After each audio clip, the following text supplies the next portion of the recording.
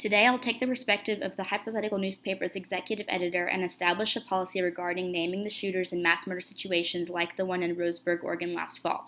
So starting with the definition, here we go. There was a mass shooting that occurred in the Umpqua Community College campus this past October. 10 were killed, 7 were injured, and the shooter committed suicide. There were 3 survivors from the targeted classrooms: a boy named Matthew, the community church pastor's daughter, and a third student who didn't want to be named.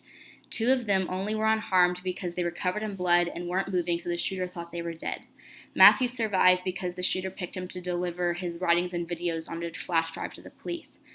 Bodies were found in multiple buildings and classrooms. It wasn't clear if he was targeting people because he was asking them if they were Christians or about their religion, but he didn't wait for their answer in all the instances before killing them. Moving along to the values of those involved. For the newspaper, its editor, staff, and any shareholders, one value would be to not suppress the news and to have breaking coverage on new developments in the case for the sake of readership and eventually the profit. Umpqua Community College would value minimizing liability and eventually restoring its reputation as a safe learning environment. They'll be awaiting confirmation from investigators that they had applied safety protocols as best as possible. The local law enforcement will value securing the community and uncovering the truth as timely as possible. The community, especially the victims, will want the ordeal to fade out of the national headlines and to return to normal. Both the surviving victims and the shooter's family in this situation will also be seeking closure, grieving time, and want to move forward with their lives. The newspaper should employ the other regarding care principle for the victims and the family of the shooter and respect their privacy, which means not releasing the names of the victims or shooters.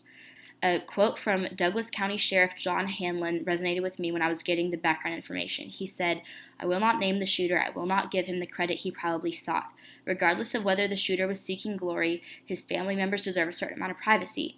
It would be impossible to reconcile the realizations about a family member like this in the face of news media with an explanation minutes after realizing it. Not releasing the shooter's name would accomplish 2 things. It wouldn't credit him, and it wouldn't add pressure to an already grim situation. In this hypothetical situation, the newspaper should be loyal to the surviving victims and the family of the shooter. The shooter has caused pain for both groups. It might not be traditional to view the family of a shooter as victims, but they're casualties in these situations as well. Adopting a policy to not report the name of the shooter in this incident and future cases does not question 3 of the 4 principles in the Society of Professional Journalists Code of Ethics, in my opinion. This policy could violate the principle to minimize harm because community members should know about the possible criminals for their own safety. But this violation is counteracted in this case by the fact that the shooter committed suicide, so there's no threat anymore. Additionally, the No Notoriety campaign was launched by the loved ones of victims from previous mass shootings.